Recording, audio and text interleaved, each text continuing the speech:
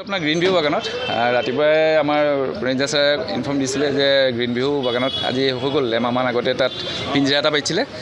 পিঞ্জৰাটোত আজি ৰাতিপুৱাই নাহৰফুটুকী এটা আবদ্ধ হৈছে বুলি ছাৰহঁতে কোৱাত অফিচৰ টীম লৈ পেলাই আমি তাত পাওঁগৈ, বাঘটো প্ৰতিহত কৰোঁ। তাৰপৰা তাতে ৰাইজৰ সহযোগত আমি বাঘটো উদ্ধাৰ কৰি আনিবলৈ সক্ষম হওঁ। বৰ্তমান বাঘটো এতিয়া সুকলমে আছে, ইয়াত অনা হৈছে। বাঘটো মতা হয়, এতিয়া 4-5 বছৰ হৈছে, বহুত বয়সস্থও নহয়, 4-5 বছৰীয়া মতা বাঘ হয়। এতিয়া ক'ত এৰাৰ কথাটোতো ছাৰহঁতে হাই অথৰিটিয়ে গম পাব, কাৰণ অনা হৈছে ইয়াক আৰু গোটেই ৰাতিটো আছে। যদি ক'ৰবাত কিবা অসুবিধা আছে তাক মেডিকেলটো কৰাব, চাব চাগে, তাৰপিছত তাৰ ওপৰত ডিচিশ্যন লোৱা হ'ব। ইনজিঅ'ৰ্ড মানে ধৰক যেতিয়া বাঘটো পিঞ্জৰাত সোমাই সিহঁতি এগ্ৰেছিভ হৈ থাকে, এগ্ৰেছিভ মুভমেণ্টত তাহাঁতি ইফালে ইফালে গ'লে অকণমান ৰড চডবোৰ লাগেই মূৰত। চ' সেইখিনি মেডিচিন দিয়া হয়, মেডিচিন দিয়াৰ পাছত তাহাঁতক ৰিলিজ কৰা হয়। Thank U.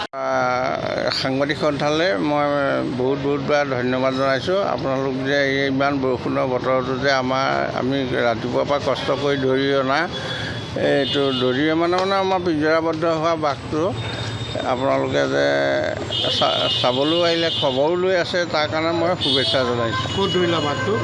বাঘটো গড়মূৰ ইঞ্জিনিয়াৰিং কলেজ গড়মূৰৰ ওচৰত।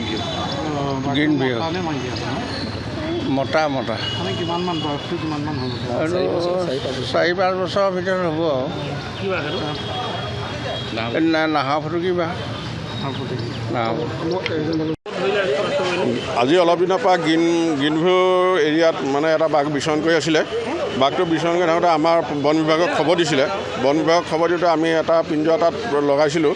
পিঞ্জৰাটো আজি লগোৱা 2 মাহমানেই হৈ গ'ল, কিন্তু বাঘটো আমি পিঞ্জৰাবদ্ধ কৰিব পৰা নাছিলোঁ। আজি বাঘটো ৰাতিপুৱা পিঞ্জৰাবদ্ধ হ'ল আৰু আমাক তেখেতসকলে খবৰ দিলে। খবৰ দিয়াৰ পিছত আমি ইয়াৰ পৰা গ'লোঁ, গৈ পেলাই বাঘটো ৰেস্কিউ কৰি তাৰপৰা আনি বন বিভাগৰ কাৰ্যালয়ত এতিয়া পাইছোঁহি।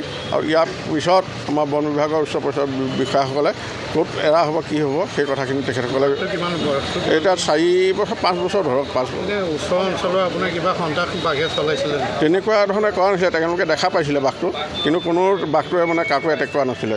বাঘটো কিবা মানে কিবা পাইছিলে? দুখ পোৱা নাই, তেওঁ বাঘটো অকণমান মূৰত মানে সি ওলাবৰ কাৰণে, গঁৰালৰ পৰা ওলাবৰ কাৰণে অলপ চেষ্টা কৰিছিলে, কৰোঁতে অকণমান ঘাঁ লাগিছে তেখেতৰ মূৰটোত। সেইটো জাষ্ট অলপ ছাল লাগিছে, সেইটো মেজৰ ঘাঁ নহয়।